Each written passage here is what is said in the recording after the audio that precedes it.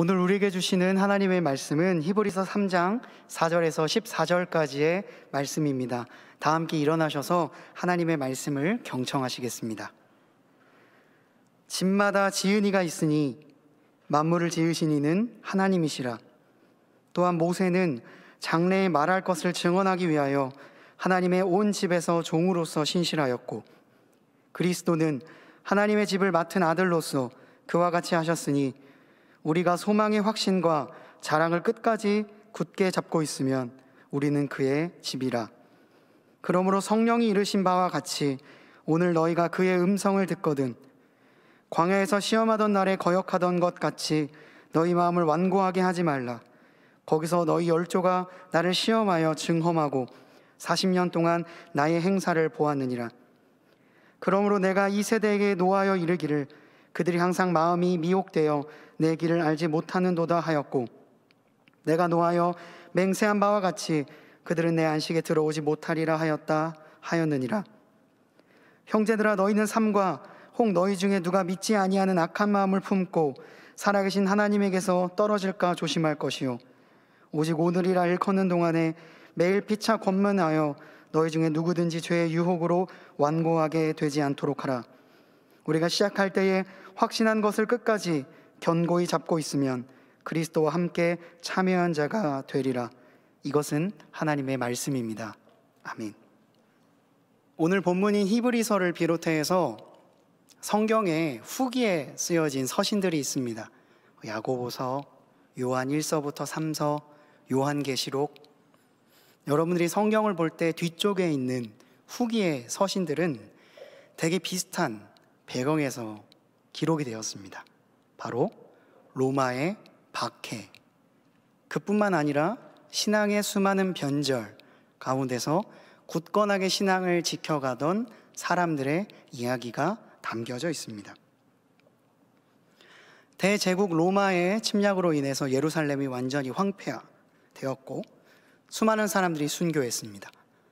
예수님을 믿는 건 곧 목숨을 걸고 해야 할 만큼의 아주 위급한 선택이었어요.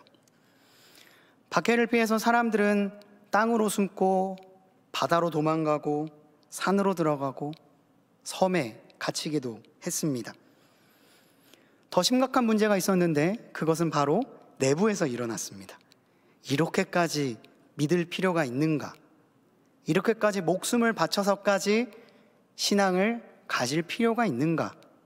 안 믿어도 아무 일도 일어나지 않는 것 같은 의심과 두려움들이 찾아오기 시작했어요. 그래서 초기의 그리스도인들은요, 외부로는 거대한 박해, 그리고 내부로는 신앙의 변절과 회의감 사이에서 씨름해야 했습니다. 더욱이 이단들도 우후죽순처럼 늘어나게 되었죠. 그래서 후기에 기록된 성경들은 대부분 비슷한 메시지를 우리에게 전달하고 있습니다. 믿음을 굳건히 가져라. 그리고 치열한 삶의 현장에서 애쓰고 있는 사람들을 위로하고 격려하고 때로는 조금은 쓴소리도 하는 내용들이 담겨져 있습니다. 오늘 본문도 언뜻 보면 굉장히 강한 어조로 이야기하는 것처럼 보이기도 하죠. 그래서 히브리서는 믿음을 강조했고, 야고보서는 인내를 강조했고, 요한 1서부터 3서는 사랑을 강조했고, 요한계시록은 희망을 강조했습니다. 다 다른 강조점이 있었지만 그들이 하고자 하는 메시지는 비슷했습니다. 시작할 때 붙잡은 것을 끝까지 붙잡기를 바란다 라는 내용이었죠. 지금 우리는요, 그때처럼 국가적인 박해가 있는 것은 아닙니다. 교회 다닌다고 하여서 우리에게 물리적인 문제가 생기는 것도 아닙니다. 그러나 그때와 지금이 다른 것인가? 오늘 말씀을 보면서 그때와 지금은 완전히 무관하다라고 느껴지지 않는 것은 그때랑 뭔가 비슷하지만 다른 박해가 우리에게 있다는 거겠죠. 여전히 우리 시대에도 박해는 있습니다. 지금은 우리가 과거 그들처럼 물리적인 박해, 죽음이 눈앞에 있는 것은 아니지만 그 어느 때보다 아주 친절한 불가지론이 우리 앞에 놓여져 있습니다. 아주 친절하게 우리에게 다가옵니다. 신 같은 건 없는 거야. 그리고 그것을 믿는 건 부질없는 옛 구습을 따르는 것뿐이야. 오히려 영적인 죽음이 우리 눈앞에 있는 겁니다. 육적인 죽음이 우리 앞에 놓여 있지 않습니다. 그래서 우리는 그것에 대해서 그렇게 심각하게 받아들이지는 않을 거예요. 하지만 그때보다 훨씬 더 강력한 영적인 죽음이 우리 앞에 있습니다. 그 가운데서 히브리서의 말씀이 오늘 우리에게도 그때와 같은 마음으로 이야기를 하고 있는 거예요. 지금은 진리나 정의나 사랑이라는 관념, 그것을 따지는 것보다는 편리와 이익과 그리고 자신의 취향이 훨씬 더 중요한 시대입니다. 사색하고 고민하는 것보다는 검색이 훨씬 더 편한, 그리고 터치하는 게 훨씬 더 편한 세상입니다. 심지어 저 또한 성경을 볼 때 검색 기능을 사용합니다. 그래서 이 단말이 어디서 나왔지? 예전엔 성경을 펴져서 봤다면 지금은 돋보기 모양 하나만 클릭해서 바로 검색을 하지요. 이것이 잘못된 것은 아닙니다. 하지만 이것이 우리의 신앙에 어찌 보면 편리함을 가장하여서 하나님의 말씀을 잘 보지 못하게 하는 가림막이 되기도 한다는 거예요. 복음을 박해하는 이들은 줄었습니다. 하지만 복음을 자랑스러워하는 사람들도 그만큼 줄었습니다. 어딘가에서 그리스도인임을 이야기하는 것이 생각보다 쉬운 일이 아닌 게 되었죠. 그에 따라서 타인의 아픔에 관심을 가지기보다는 나의 안위를 추구하는 일에 더 많은 관심을 갖게 되는 것이 요즘의 우리의 현 주소입니다. 히브리서의 시대와 우리의 시대가 어떤 부분은 같고 어떤 부분은 다르지만 히브리서의 저자가 오늘 우리에게 하고자 하는 말은 아마 우리랑 전혀 무관하지는 않을 거예요. 오늘 우리가 함께 읽은 본문인 히브리서는 순교와 변절 사이에서 흔들리고 있는 그리스도인들을 위하여서 기록이 되었습니다. 이 히브리서의 저자를 사도 바울이라고 말하는 사람들도 있습니다. 왜냐하면 그 안에 담겨있는 신학적인 관점이나 색채가 사도 바울의 그것과 굉장히 비슷하기 때문이죠. 하지만 히브리서의 저자는 아직까지도 알려져 있지 않습니다. 누구는 야고보이다, 누구는 바나바이다, 누구는 사도 바울이다 이야기했지만 사실은 그 어떤 증거도 이 안에 담겨져 있지 않습니다. 그래서 초대교회의 교부였던 오리게는 히브리서의 저자는 오직 하나님만이 아신다라는 농담을 하기도 했습니다. 그러니까 지금 우리가 보고 있는 이 히브리서는 사도 바울의 것은 아니지만 누가 쓴지는 모르는 그 무명의 저자가 혼란 가운데 있는 그리스도인들을 위해 쓴 책이에요. 전 이게 굉장히 재밌게 다가왔습니다. 누군가 저자가 있으면 그 저자의 삶의 패턴이나 신학적인 색채를 더 많이 바라보게 됐을 거예요. 근데 저자가 누군지를 모르니까 그 사람이 전하고자 하는 메시지에 더 깊이 관심이 가더라고요. 그리고 이것이 마치 어떤 한 시대에만 얽매여 있는 것이 아니라 하나님 그리고 그 메시지를 지금 우리에게도 적용할 수 있겠다는 생각이 더 강하게 들었습니다. 혼란스러워하는 그리스도인들을 위해 자신의 펜을 든 무명의 저자, 그리고 자신이 가지고 있는 신학적인 관점과 그 중심에 있는 예수 그리스도를 어떻게든 전하려고 글을 쓴 이 무명의 저자가 저에게 있어서는 더 풍부한 상상력을 자극하게 만들었던 거죠. 그리고 그렇기 때문에 지금 이 이야기가 우리와 조금 더 맞닿아 있는 느낌을 받습니다. 그 시대에만 적용되는 것이 아니라 지금 영적인 죽음이 눈앞에 있는 우리에게도 적용될 수 있겠다라는 메시지처럼 들린다는 거죠. 이 무명의 저자는 메시지를 듣고 있는 수많은 그리스도인들에게 이렇게 말하고 있습니다.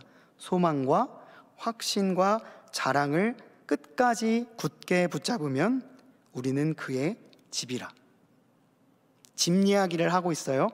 만물을 지으신 이가 하나님이라고 하십니다. 그리고 그 집의 구약시대의 지킴이는 모세였고 신약시대의 지킴이는 예수님이었는데 지금은 그 예수 그리스도를 마음에 품은 우리가 주인이다 라는 이야기를 하고 있는 거예요. 이 짧은 이야기가 구약과 신약과 지금까지의 모든 성경을 요약할 수 있는 굉장히 좋은 키포인트입니다. 하나님이 만드신 세계를 위임하여서 모세가 잘 지켰다가 예수 그리스도가 그 바톤을 이어받아서 그 아들이 지키다가 이제는 우리에게 그 집을 위임하여서 지키고 있게 하고 있다는 거죠. 그런 점에서 우리는 모세와 예수 그리스도와 연결되어 있는 사람들이고, 그리고 그 집을 지킬 책임이 있는 사람들이 된 거죠. 단순히 집을 지키고 고용됐다는 느낌이 아니라 그 집이 곧 우리가 살게 될 집이다 라고 하는 이야기를 히브리서가 하고 있습니다. 그러니까 이 메시지를 통해 히브리서의 저자가 하고 싶었던 이야기는, 지금 너희들을 괴롭히고 있는 수많은 고난들과 아픔들은 잠깐이요, 더 영원한 하나님의 보상과 소망이 너희에게 주어지고 있다. 그것을 굳게 붙잡아야 돼. 흔들릴 수 있을 거야. 출애굽 당시의 사람들처럼 흔들릴 수 있을 거야. 하지만 이것을 굳게 붙잡고 있는 사람은 너희가 그 집 자체가 될 거야 라고 하는 이야기를 전달하고 있는 거죠. 그가 전했던 소망과 확신의 메시지는 당시의 사람들뿐만 아니라 그 이후의 수많은 그리스도인들, 그때부터 지금까지 이어지는 유구한 역사 속에서 수많은 사람들의 마음을 잡아주는 견고한 영혼의 닷과 같은 메시지가 되었습니다. 그리고 오늘 본문 마지막에 그는 다시 한번 강조하게 됩니다. 우리가 시작할 때에 확신한 것을 끝까지 견고히 잡고 있으면 그리스도와 함께 참여한 자가 되리라. 그 말씀은 저에게도 굉장히 중요한 말씀이 되었고, 제가 지금까지 약 20년 동안 신앙생활을 하고 있습니다. 그 가운데에 제가 흔들릴 때마다 제 휘청거리는 이 배를 견고히 잡아줄 수 있는 영혼의 닷과 같은 말씀이 되었죠. 저는요, 중학교 2학년 때 교회에 처음 나갔습니다. 누나의 손에 억지로 끌려갔습니다. 억지로 끌려가서 더 억지로 끌려간 수련회가 있었습니다. 3박 4일의 수련회였는데 누나의 강권적인 역사, 그리고 정말 저의 결정 내리지 못하는 이 우유부단함이 그 수련을 가게 만들었고, 그곳에서 정말 괴로운 이틀을 보냈습니다. 이해도 안 되고 왜 기도를 하는지, 저 사람들은 왜 울고 있는 거지, 전혀 이해하지 못한 채 괴로운 이틀을 삼시세끼 밥만 먹으면서 버텼습니다. 두 번째 밤까지 격렬하게 나오고 싶었으나 이미 집 근처가 아니기 때문에 나올 수가 없었고, 세 번째 날 밤에 정말 인정하고 싶지는 않지만 그들이 믿고 있는 주님이라는 분을 만났습니다. 눈이 고장이 난 것 같았어요. 눈물이 막 나오는데 왜 나오는 거지? 이게 눈물이 왜 나오는 거지? 너무 이해가 안 됐지만 흐르는 눈물을 막을 수가 없었고, 제가 그 주님이라고 하는 분을 처음으로 인격적으로 만난 것 같더라고요. 정신을 차려보니 울고 있었는데 얼마나 부끄러웠는지 모릅니다. 그렇게 저는 제가 좋아하는 한 작가의 표현처럼 경기도 성남시 중원구에서 가장 마지못해 회심하게 된 사람이 됐습니다. 제가 태어났던 곳, 제가 자랐던 곳에서 가장 마지못하게 인정하고 싶지 않은 그리스도인이 되었어요. 그 이후로 많은 일들이 있었습니다. 정말 뜨겁게 주님을 사랑했던 적도 있고, 때로는 교회를 몇 달 동안 안 나갔던 적도 있고, 아주 버라이어티한 신앙생활을 하다가 결국에는 지금 신학생, 그리고 목사까지 되었는데, 신학생이 되고 나서 제가 동안교회 소망일부의 교육전도사로 왔을 때 캠프를 진행했었는데요. 그 캠프의 제목이 참으로 귀여웠습니다. 예수님을 만나면 신나요 라는 제목이었어요. 그래서 예수님을 만나면 신나요가 제목이니까 제가 주제의 말씀을 이제 선생님들과 우리 지체들에게 전달해야 되잖아요.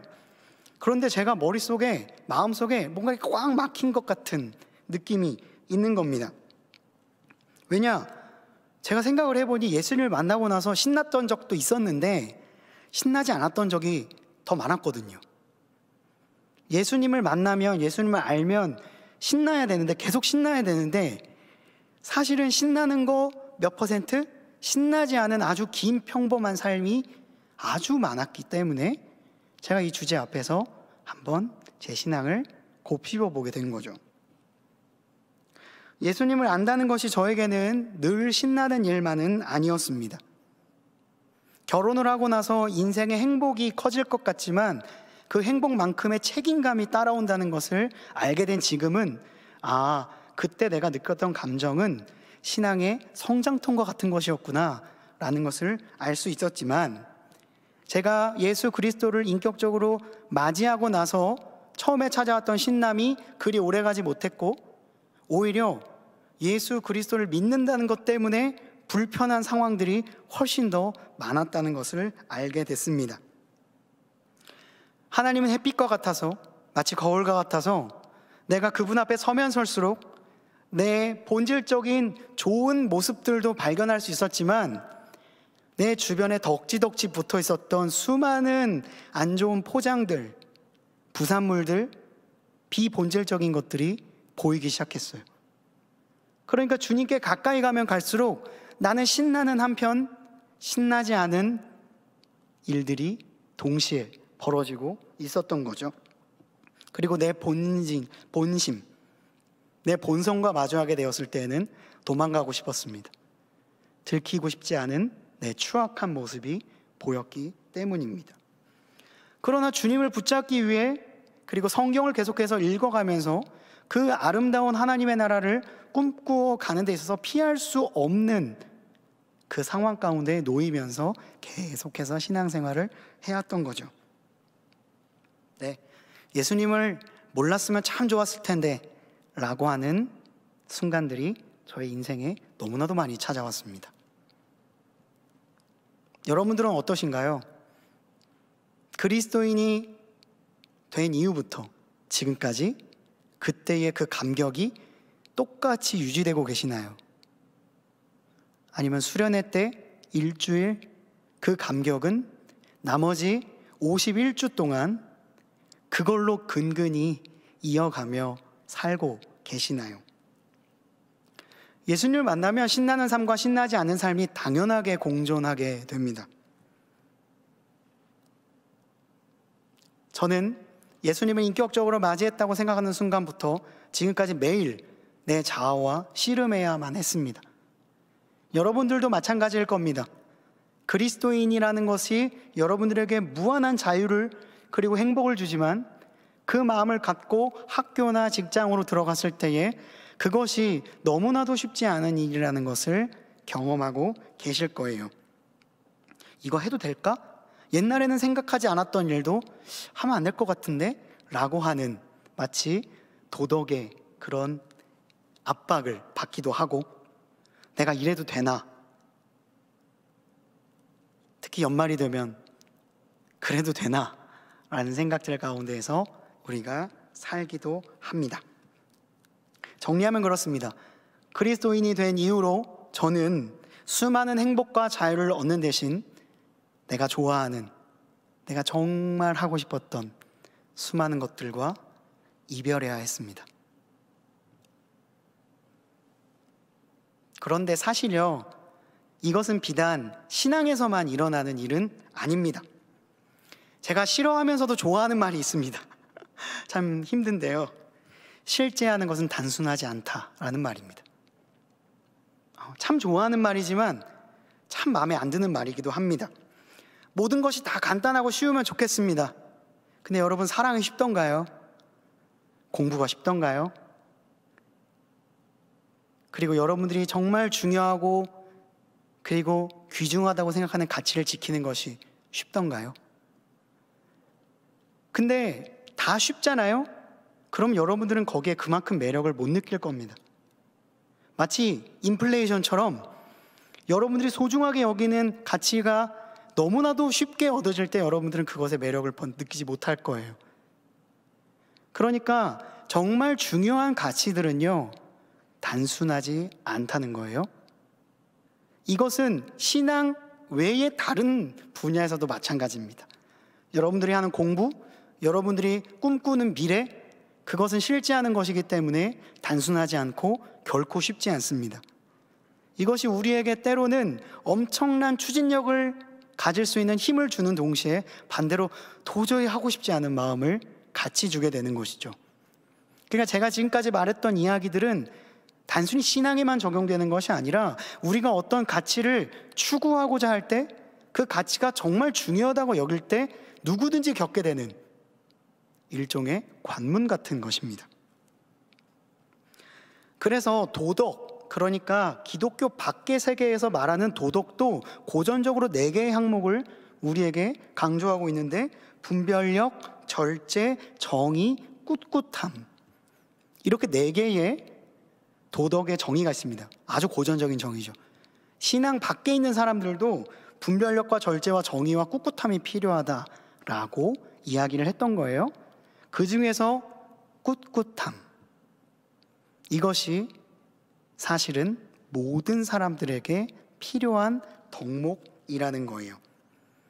꿋꿋함은 쉽게 말하면 이런 것입니다. 고통 속에서 버티는 용기, 위험에 맞설 수 있는 용기를 뜻합니다. 그러니까 신앙도요, 이 꿋꿋함이 필요한 거예요. 베드로가 주님의 모습을 실제로 본 적이 있습니다. 산상변모주일, 그때에 베드로가 실제로 예수님의 실제 모습을 본 거예요. 예수님이 하얗게 변하는 모습을. 그래서 베드로가 이렇게 말합니다. 제가 이곳에서 영원토록 있고 싶습니다. 초막을 짚고 살고 싶습니다. 그러자 주님께서 이렇게 말씀하십니다. 아니다, 너는 현실로 돌아가야 돼. 이 모습은 그 감격적인 신앙생활 이면에 우리가 살아가야 될 세상이 존재한다는 의미가 담겨져 있습니다. 오늘 예배를 통해 혹여나 여러분들의 마음이 시원해지고 기쁨으로 가득 차게 될지라도 여러분들이 돌아가야 될 장소가, 여러분들이 가야 될 그곳이 있다는 것이죠. 그런 점에서 열정적인 신앙생활 매우 중요합니다. 그러나 지속적인 신앙생활도 진짜 중요합니다. 언제나 열정적일 수만은 없는 거예요. 사랑도 언제나 열정적일 수는 없는 겁니다. 오히려 사랑의 또 다른 면은 그 어떤 환경에도 좌지우지 되지 않는 일종의 꿋꿋함이 필요한 거죠. 이런 것처럼 우리의 신앙, 여러분들이 혹여나 열정을 잃어버렸다라고 생각할 때에는 오늘 이 자리에 온 것만으로도 여러분들은 그 꿋꿋함의 그 신앙을 갖고 있다라고 생각해 주셨으면 좋겠습니다. 순도 높은 신앙을 갖는 것 중요합니다. 그러나 끈기 있는 신앙, 아주 얇지만 길게 가는 신앙도 무시 못하는 신앙입니다. 특별히 모태신앙 계시다면 여러분들이 갖고 있는 그 긴 신앙을 자랑스럽게 여겨주세요. 감정을 다 쏟아내고 눈물 콧물 다 쏟아내고 너무 기쁘게 손들고 찬양하는 거 진짜 멋진 신앙입니다. 그러나 기분과 감정의 영향을 받지 않는 신앙, 오늘 날씨가 너무 춥네, 오늘 너무 가기 싫은데, 이런 것에 신앙이 휘둘리지 않는, 눈이 오나 바람이 오나 비가 오나 그냥 가는, 누군가는 습관적이라고 놀릴 수 있는 신앙도 너무나도 귀한 신앙의 한 모습입니다. 히브리서는 계속해서 이걸 말하고 있습니다. 순교와 변절 사이에 흔들리는 그리스도인들에게 소망과 확신과 자랑을 끝까지 굳게 붙잡으라고요. 그리고 시작할 때 확신한 것을 끝까지 붙잡으라고요. 영원토록 열정적인 신앙을 끝까지 붙잡으라고 하지 않았습니다. 때로는 우리의 신앙이 수련회만 못해도, 우리의 신앙적 상태가 내 리즈 시절과는 좀 달라도 오늘 나에게 주어진 이 자리, 오늘이라는 하루, 그것을 굳건히 붙잡는 끈기가 우리에게 필요하다라는 것이죠. 그런 점에서 저는 신앙은 마라톤과 같다라고 생각을 합니다. 한 걸음 한 걸음 느리더라도 그 신앙을 완주하는 신앙, 그것을 목표로 삼아야 여러분들은 과거의 나와 지금의 나를 비교하는 데에 시간을 다 허비하지 않을 수 있을 겁니다. 한 친구가 저에게 메시지를 하나 보내주었습니다. 그 친구 정말 열심히 부서를 섬기고 지체들을 사랑하는 지체입니다. 그런데 세상의 수많은 풍파 가운데에서 내가 언제 그랬는가 싶을 정도로 어려운 시간을 보냈다고 합니다.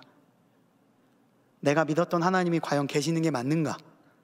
내가 이 직장 내에서 받게 되는 스트레스를 소화시키지도 못한 채 성경을 보고 있는 내 자신이 너무나도 싫은 거죠. 분리되지 않는 내 감정과 신앙의 괴리 가운데에서 괴로워했던 지체, 그 지체가 정말 어렵게 자신의 이야기를 써서 저에게 보내주었습니다. 제가 그 지체의 글을 읽는데도 막 마음이 저리더라고요. 진짜 힘들었겠다. 정말 잘 버텨냈다. 몇 개월 동안 정말로 힘겹게 버텨냈던 시간들을 이야기해 주었습니다.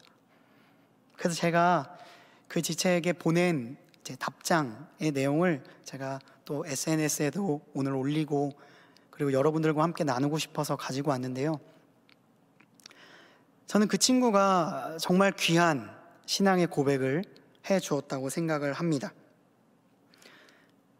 그 지체에게 이렇게 말했습니다. 정말 어려운 상황이었을 텐데 고생이 참 많았다. 우리 모두가 2021년은 정말 너무나도 힘든 한 해였어. 그 가운데에서 이렇게 넘어지기도 하고 저렇게 넘어지기도 하고, 그러면서 바쁨에 대한 이야기를 해주었는데, 그 바쁨은 우리가 내 주변 사람을 챙기기 위해서, 그리고 나 스스로를 챙기기 위해서 우리가 필연적으로 부딪힐 수밖에 없는 참 힘든 성장통 같은 것 같다 라는 이야기와 함께, 그 친구가 모든 글들의 마지막에 정말 비틀거리면서 주님을 잡고 있다는 이야기를 하는 걸 보면서 그 안에서 저는 희망을 발견할 수 있었다고 이야기를 해 주었습니다. 저 또한 똑같은 신앙인으로서 갈팡질팡할 때가 있습니다. 내가 확실히 붙잡고 있는 게 맞나? 어느 순간 나도 놓쳐버린 것은 아닌가? 두려울 때가 있습니다. 그러면서도 맞다, 나 목사지 라고 생각을 하면서 이름값이라도 하자 라는 생각으로 정말로 밧줄 붙잡듯이 붙잡힐 때가 있습니다. 근데 그 친구의 고백을 들으면서 제가 이런 답변을 해 주었습니다. 그러나 내가 막판에 언급해 준 뒤늦게 미세하게라도 하나님의 존재를 깨닫게 되었다는 말을 보았을 때 나는 새로운 희망을 보는 큰 기쁨이 있었어. 우리의 상황이 지금처럼 똑같을지, 더 나아질지, 아니면 더 나빠질지 사실 저도 확신을 못하겠습니다. 그런 가운데에서 우리가 지난 2021년 여러분들이 걸어왔던 수많은 신앙의 여정들, 넘어졌다 일어났다 완전히 자빠졌다가 또다시 일어났다가, 때로는 천연스럽게 아무 일도 없었던 것처럼 교회에 다시 왔다가, 그리고 나서 또 그날 밤 넘어지고, 그런 일련의 과정들을 반복하면서 여러분들이 결국에 나온 그 한마디가 하나님이라면요, 그 고백은 정말 귀중한 것이 아닌가라는 생각을 하게 되었습니다. 비록 이 고백을 마치 쥐어 짜내듯이 그냥 아이고 하나님 나온 것일지라도, 여러분들이 돌고 돌아 도착한 곳이 주님이라면 저는 거기서 희망이 있다라고 생각을 합니다.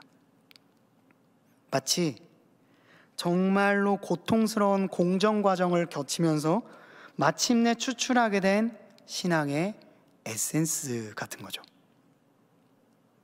여러분들 올 한 해 어떻게 살아오셨습니까?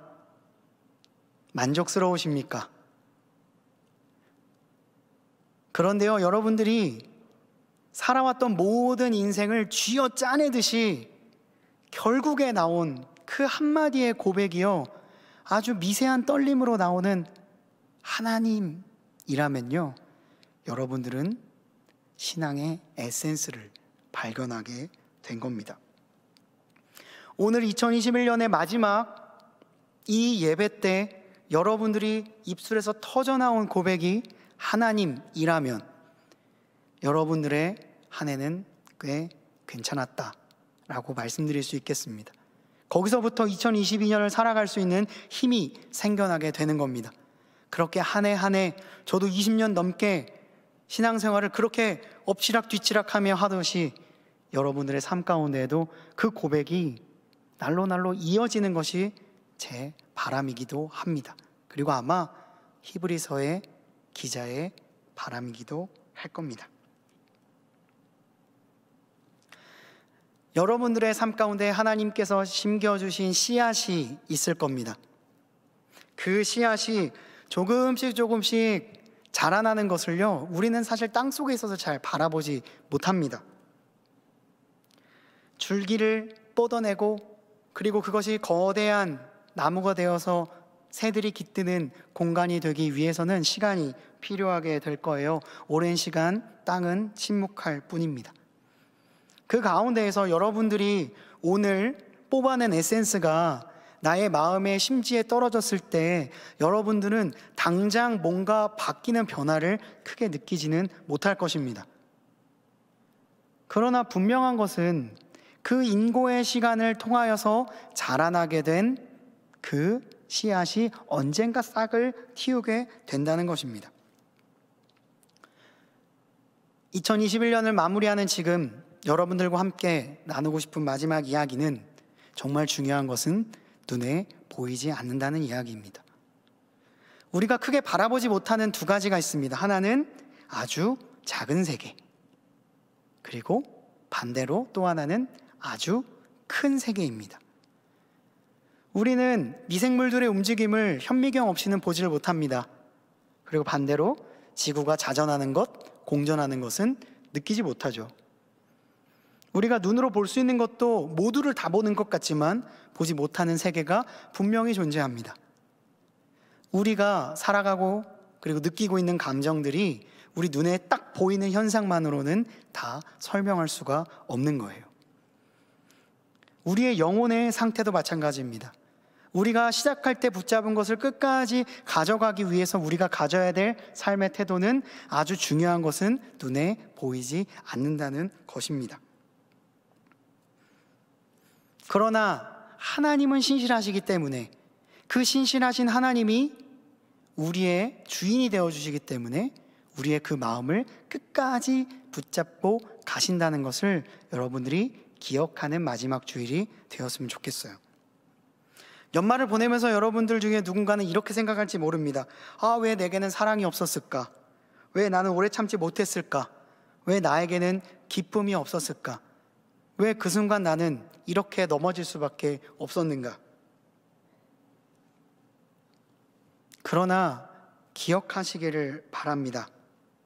우리는요, 하나님 안에서 자라나는 존재라는 걸요. 여러분들의 오늘은 여러분들의 인생의 결말은 아닙니다. 오히려 하나님이 보시는 여러분들의 결말은 여러분이 생각하는 것 이상의 것일 수 있어요. 그 하나님의 시선으로 여러분들의 삶을 바라볼 때 여러분들은 시작할 때 붙잡은 것을 끝까지 확신하며 갈 수 있습니다. 수많은 광야길을 걸어도, 수많은 여러분들의 신앙을 위협하는 기분의 함정에 빠지지 않을 수 있는 것은 우리의 삶을 견고히 붙잡고 자라나게 하시는 하나님을 보는 거예요. 그런 점에서 우리는 된 존재가 아니라 되어가는 존재이고, 자란 존재가 아니라 자라나는 존재입니다. 여러분들의 삶 가운데의 신앙의 에센스가 하나님이라는 고백이 떨어졌다면, 그 고백을 완전히 소생시키며 싹 틔울 주님은 그때부터 일하기 시작하실 것입니다. 그렇게 여러분들 안에 아주 보잘것없이 떨어진 사랑이라는 마음, 그리고 정말 마지못해 고백한 하나님이라는 작은 씨앗, 그것을 주님께서는 새롭게 싹 틔워 가실 것입니다. 제가 좋아하는, 종종 언급하는 C.S. 루이스의 영광의 무게라는 책이 있습니다. 그 영광의 무게에는 C.S. 루이스가 했던 설교가 담겨져 있는데요, 그 대목 중에 제가 참 좋아하고 신앙의 견고함을 유지하기 위해 메모해둔 부분이 있습니다. 읽어드리겠습니다.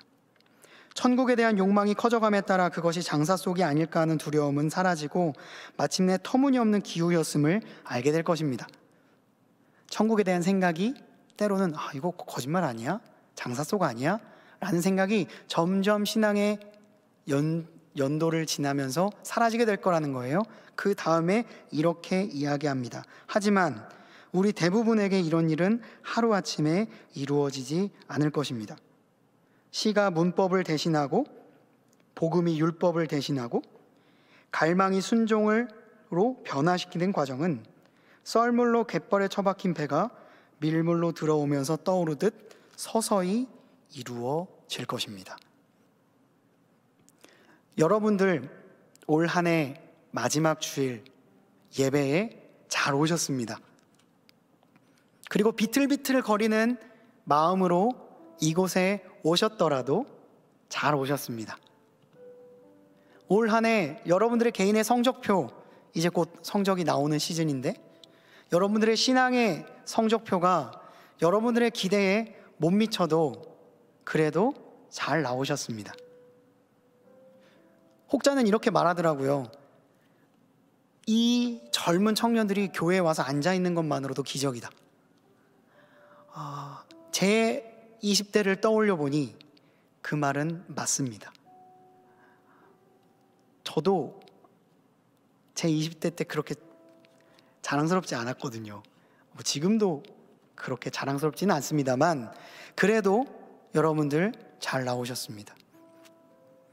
하나님은 여러분들의 지금 모습, 그걸로 여러분들의 인생 전체를 평가하시는 분은 절대 아닙니다.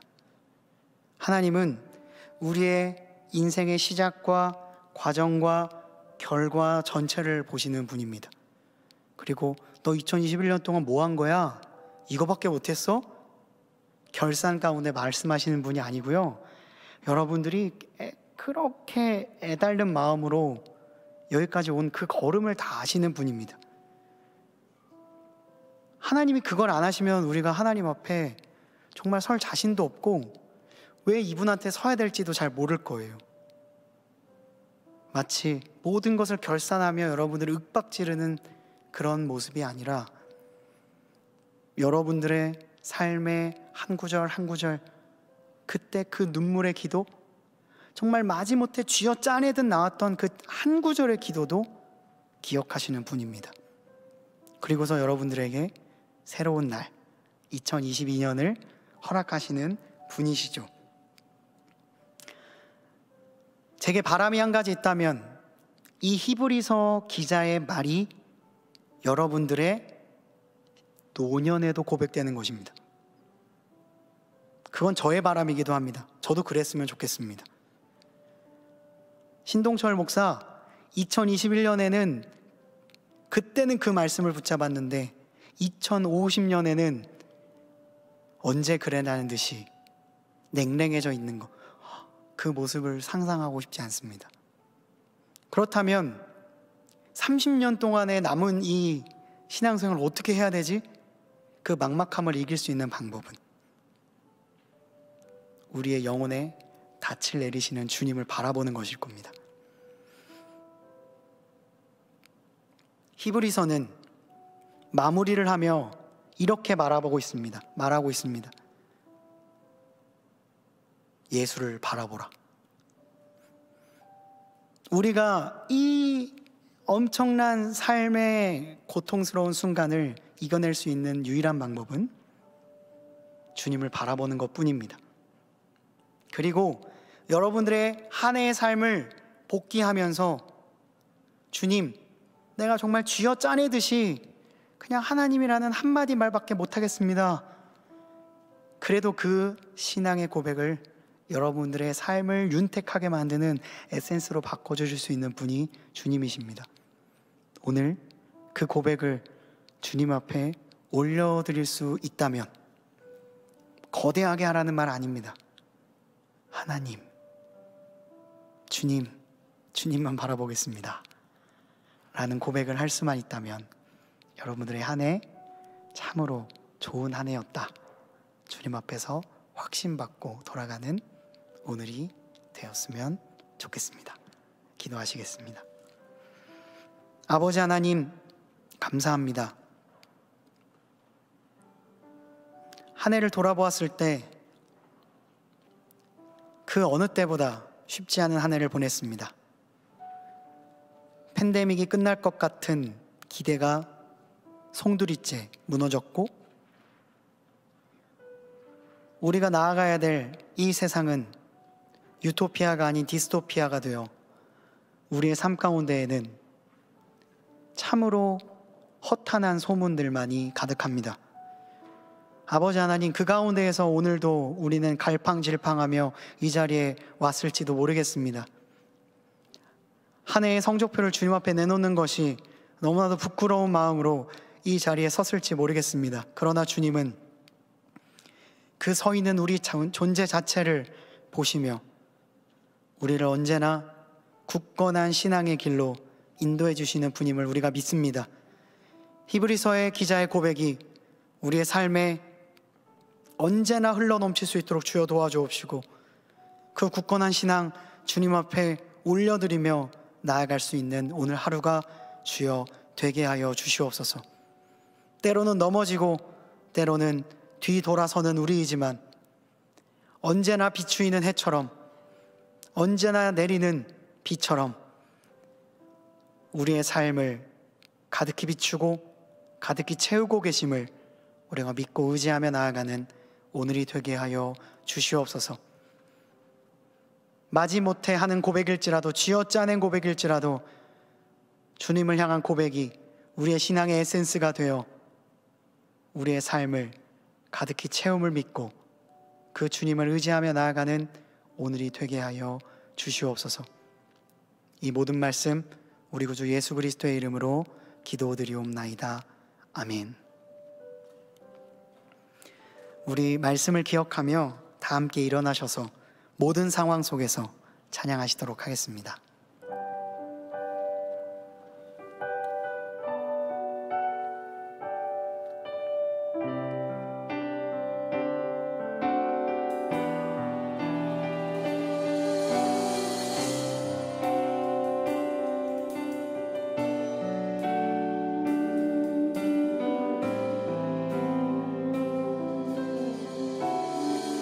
모든 상황 속에서, 모든 상황 속에서 주를 찬양할지라. 주는 너의 큰 상급, 큰 도움이시라. 주의 얼굴 구할 때, 주의 얼굴 구할 때 주의 영을 부으사 크신 사랑 안에서 주를 보게 하소서. 내 영혼이 확정되고 확정되어 싸우니 믿음의 눈들어 주를 바라봅니다. 내 영혼이 확정되어 싸우니 믿음의 눈들어 주를 바라봅니다. 우리 다시 한번 찬양하겠습니다. 모든 상황 속에서, 모든 상황 속에서 주를 찬양할지라. 주는 너의 큰 상급, 큰 도움이시라. 주의 얼굴 구할 때, 주의 얼굴 구할 때 주의 영을 부으사 크신 사랑 안에서 주를 보게 하소서.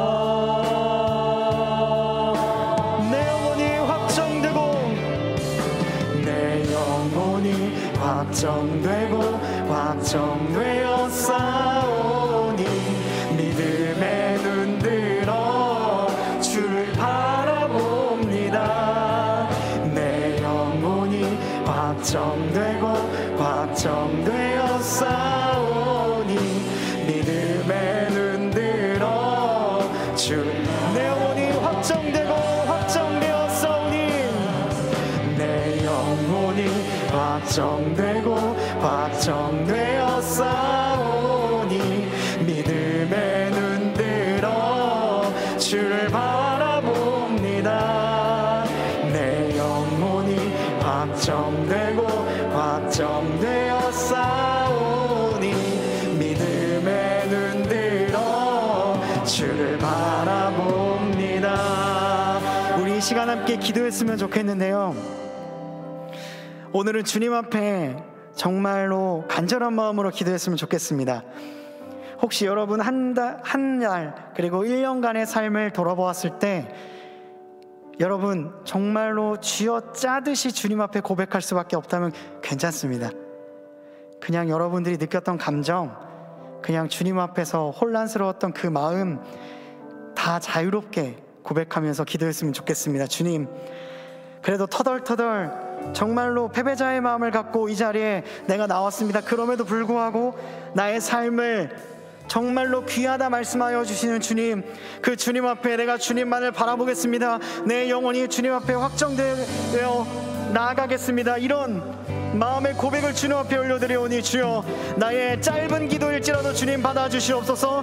이 시간 간절한 마음으로 주님 앞에 기도하며 나가도록 하겠습니다. 기도합니다. 아버지 하나님, 나의 삶 가운데에 때로는 자신 없는 고백을 올려드릴 때도 있었습니다.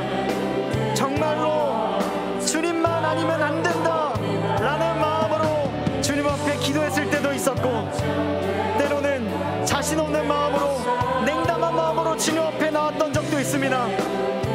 굳은 마음을 가지고 주님의 말씀을 듣기는 해야겠다는 마음으로 이 자리에 나왔을 때도 있습니다.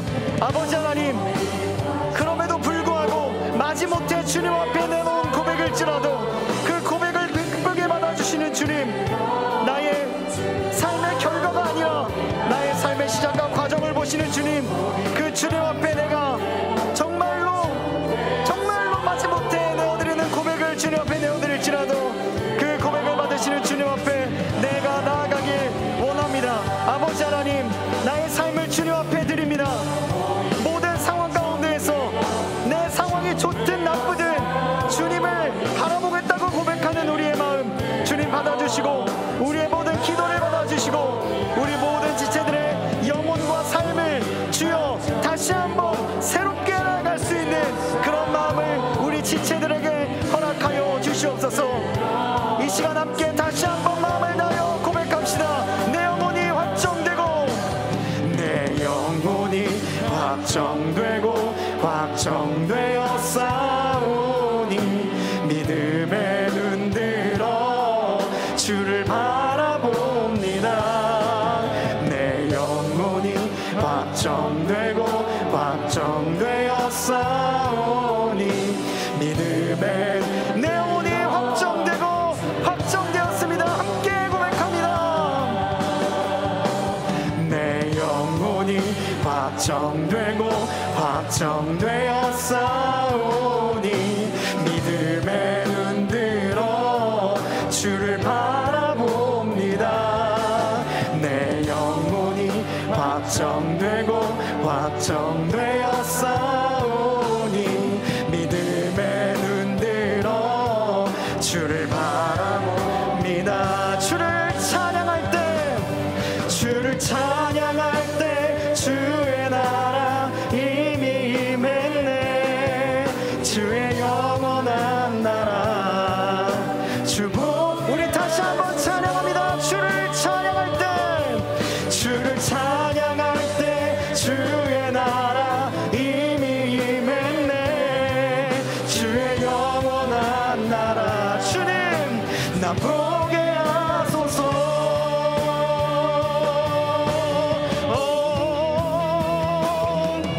내 영혼이 확정되고 확정되어 싸우니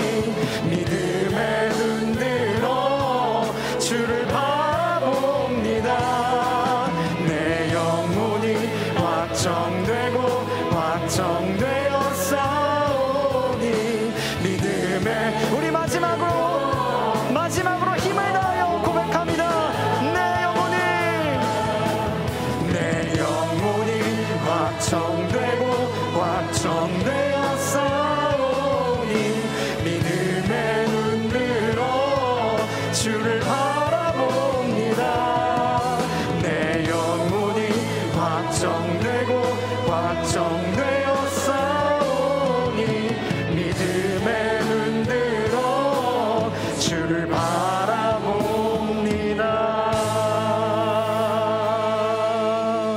주님, 내 영혼이 주님 앞에 확정되고 확정되었습니다. 이 시간 주님만을 바라보니 믿음의 주여 온전케 하시는 그 주님께서 우리의 인생을 굽어 살피시사 우리의 삶에 비록 쥐어 짜낸 고백일지라도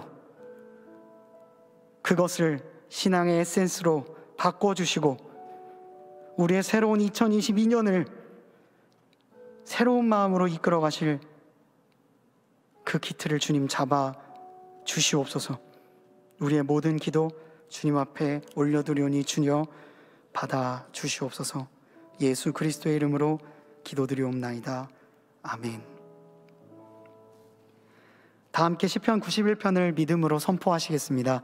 자막을 보시고 함께 낭독하시겠습니다. 지존자의 은밀한 곳에 거주하며 전능자의 그늘 아래에 사는 자여, 나는 여호와를 향하여 말하기를 그는 나의 피난처요 나의 요새요 내가 의뢰하는 하나님이라 하리니 이는 그가 너를 새 사냥꾼의 올무에서와 심한 전염병에서 건지실 것이미로다. 그가 너를 그의 깃으로 덮으시리니 내가 그의 날개 아래에 피하리로다. 그의 신실함은 방패와 손방패가 되시나니 너는 밤에 찾아오는 공포와 낮에 날아드는 화살과 어두울 때 퍼지는 전염병과 밝을 때 닥쳐오는 재앙을 두려워하지 아니하리로다. 1000명이 내 왼쪽에서 10,000명이 내 오른쪽에서 엎드러지나 이 재앙이 내게 가까이 하지 못하리로다. 오직 너는 똑똑히 보리니 악인들의 보응을 내가 보리로다. 내가 말하기를 여호와는 나의 피난처시라 하고 지존자를 너의 거처로 삼았으므로 화가 내게 미치지 못하며 재앙이 내 장막에 가까이 오지 못하리니 그가 너를 위하여 그의 천사들을 명령하사 내 모든 길에서 너를 지키게 하심이라. 그들이 그들의 손으로 너를 붙들어 발이 돌에 부딪히지 아니하게 하리로다. 내가 사자와 독사를 밟으며 젊은 사자와 뱀을 발로 누르리로다. 하나님이 이르시되 그가 나를 사랑한즉 내가 그를 건지리라. 그가 내 이름을 안즉 내가 그를 높이리라. 그가 내게 간구하리니 내가 그에게 응답하리라. 그들이 환난 당할 때에 내가 그와 함께하여 그를 건지고 영화롭게 하리라. 내가 그를 장수하게 함으로 그를 만족하게 하며 나의 구원을 그에게 보이리라 하시도다. 아멘. 이제는 우리 구주 예수 그리스도의 은혜와 하나님의 사랑하심과 성령님의 교통하심이, 우리의 인생을 지탱하시는 하나님, 우리의 신앙을 그 시작과 끝을 주관하시는 하나님, 결과보다 과정과 쓰라린 고민의 시간을 귀하게 여겨주시는 하나님, 그 하나님을 나의 소망과 확신으로 삼고 신앙의 에센스를 만들어갈 것을 다짐하는 이곳에 모인 모든 주님의 자녀들 머리 위에, 이들의 학업과 일터, 가정과 만나는 모든 사람들 위해 이제로부터 영원토록 함께 하시기를 간절히 축원하옵나이다. 아멘.